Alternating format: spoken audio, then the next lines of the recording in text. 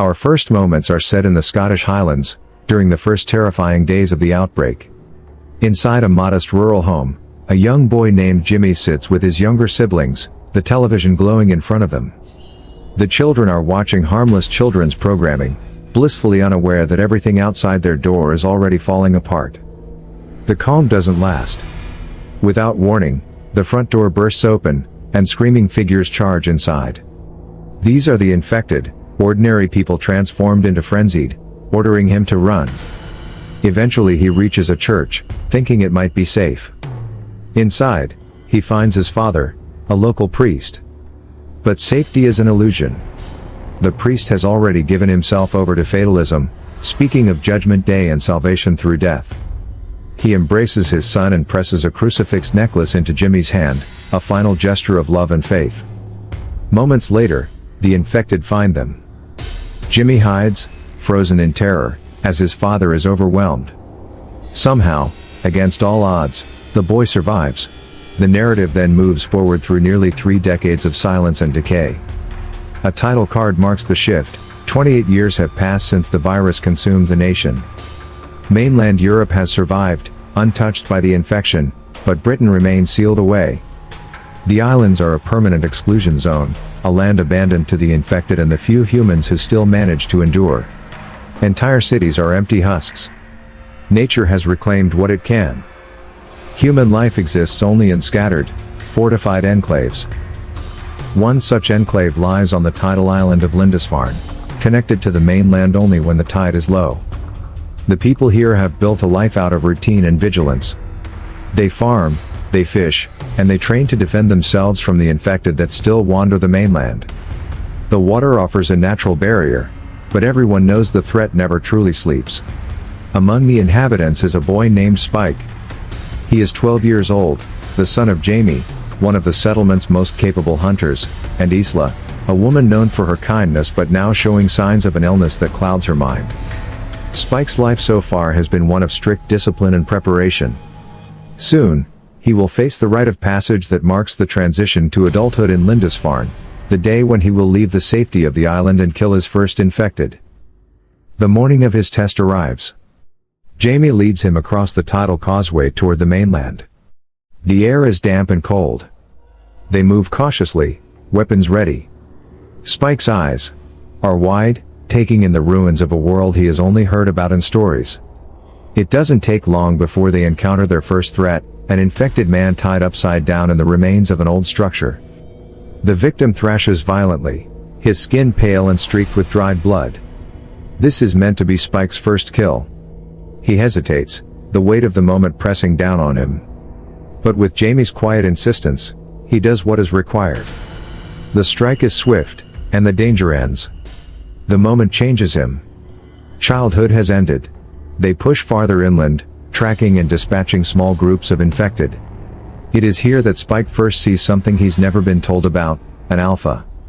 These infected are different, larger, stronger, and disturbingly intelligent. The alpha moves with purpose, directing the lesser infected as if they are part of a pack. Jamie leads his son away quickly, unwilling to risk a direct encounter. By the time they return to Lindisfarne, the tide is already turning. The village greets Spike with celebration, marking his passage into the responsibilities of an adult. But the night's festivities are shadowed by unease. Spike notices how pale and distracted his mother has become. He also overhears fragments of conversation about a man on the mainland, Dr. Ian Kelson, a figure of rumor and fear, said to perform strange rituals in a place called the Bone Temple. Later, Jamie and Isla argue quietly about her health. She insists she is fine. He knows she is not. The boy listens from the shadows, his mind already turning toward a dangerous idea. The next day, Spike makes his choice. When Jamie is away, he convinces Isla to leave the island with him. His hope is to find Dr. Kelson and discover if the stories about his healing abilities are true.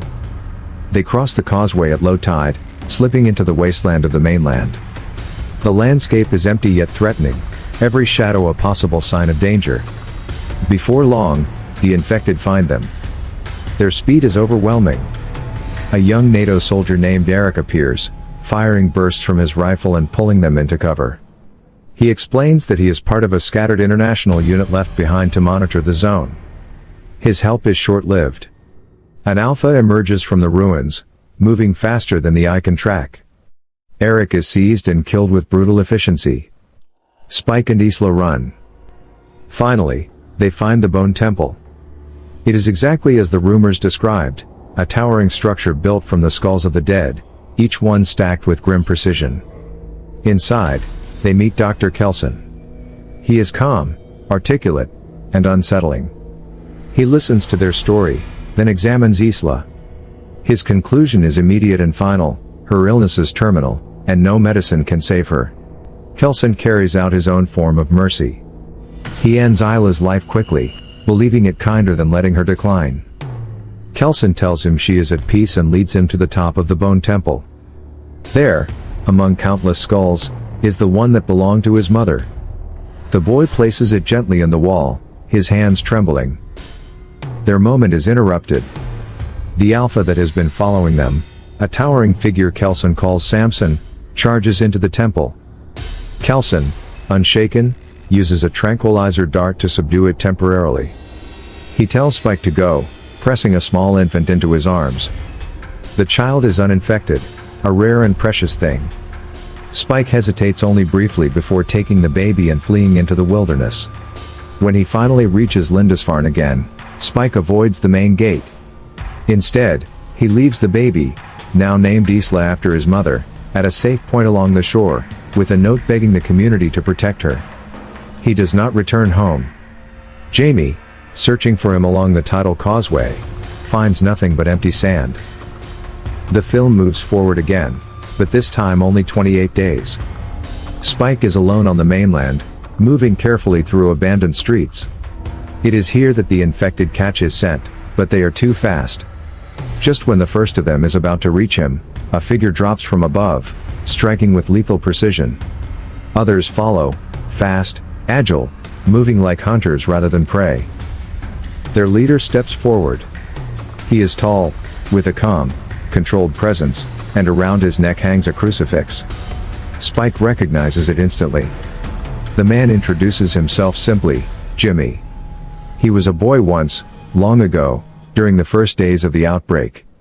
Now he leads this group, survivors hardened by decades of isolation, moving like a pack of predators. Jimmy offers Spike a place among them. The camera lingers on the two of them, standing amid the silent ruins. It is not clear whether this new alliance is a gift or a danger. The film closes